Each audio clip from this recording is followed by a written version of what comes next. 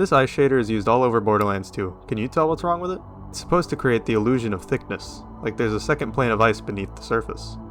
But it looks like a bowl of ice instead. Interestingly, the difference between these two shaders is one line of code. But before I reveal what's missing, let me walk you through how the rest of the shader works so you can fully appreciate the fix.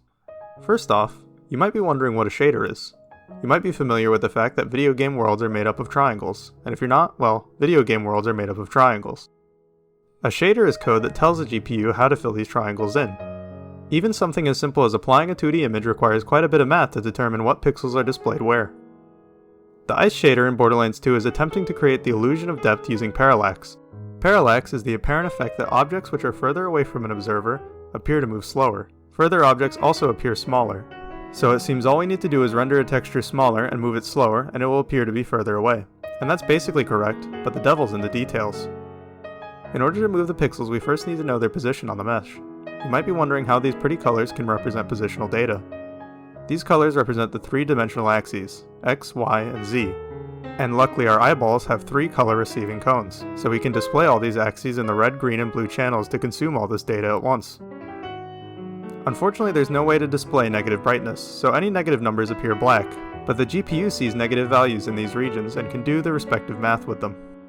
Now that we have our positional data, we take a vector that points toward the camera from each pixel. The color of the pixel is determined by the dot product of this vector with each of the axes.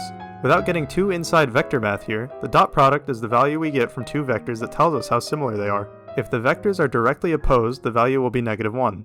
If they are perpendicular, the value is 0, and if they are the same, the value is 1. If we subtract the dot product between the z-axis and each pixel from their position and use that as their new position, we get the final shader that's used by Borderlands 2. A lot of people stop here with parallax shaders, and just set the distance between the planes really low so you don't notice the fact that it doesn't work at all. But the real fix is quite easy. The reason for the bowl shape is that as the plane gets further away, the z value of the view angle becomes increasingly small. It turns out we can perfectly cancel this out if we divide the scale of the texture, that is, how many times it repeats, by the z view angle. This results in the texture being properly shrunk as we look on into the distance. And that's it, the ice is fixed. There's no trickery here, the math really does just work out perfectly. And it's as if there's a second plane beneath the ice. We can enhance this effect further by using even more layers and simulating refraction and taking into account the normal map, but explaining how all that works is a job for someone with a math degree. Hopefully you guys have learned something and enjoyed. I'll see you in the next video.